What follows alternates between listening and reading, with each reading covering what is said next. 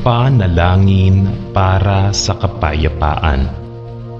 Sa ngalan ng Ama at ng Anak at ng Espiritu Santo. Amen. Ang pasasalamat natin sa pamamagitan ng mga dasal, sa pamamagitan ng mga dasal, ang siyang nagpapaigting ng ating respeto at pagdakila sa Kanya. Dito natin nasasabi kung gaano tayo kaligaya sa mga biyayang natatanggap natin sa araw-araw. Ang panibagong araw sa ating buhay ay sapat na upang tayo'y magpasalamat sa Kanya. Ang hininga sa ating mga ilong ay sapat na upang atin siyang pasalamatan.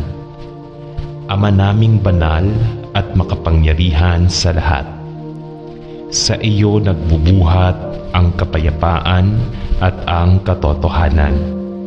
Igawad mo sa amin ang buhay, ituro mo sa amin ang karunungan. Ibigay mo sa amin ang iyong kaharian sa ikapapayapa ng aming mundong ginagalawan at sa ikatatahimik ng aming mga puso't kaluluwa, na pagal sa pagsugapa sa ingay ng daigdig. Gawing nararapat sa amin ang iyong kalooban. Buksan mo ang mga damdamin at isip ng mga taong gumagawa ng kaguluhan upang makita nila ang iyong kapayapaan. Punuin mo ng kapayapaan ang aming mga kaisipan at kalooban sa araw-araw, at gawin mo kaming instrumento sa pagsusulong dinaman ng kapayapaan sa buong sansinukuban.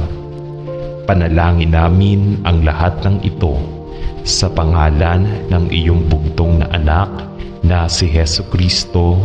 Amen. Sa ngalan ng Ama at ng Anak at ng Espiritu Santo. Amen.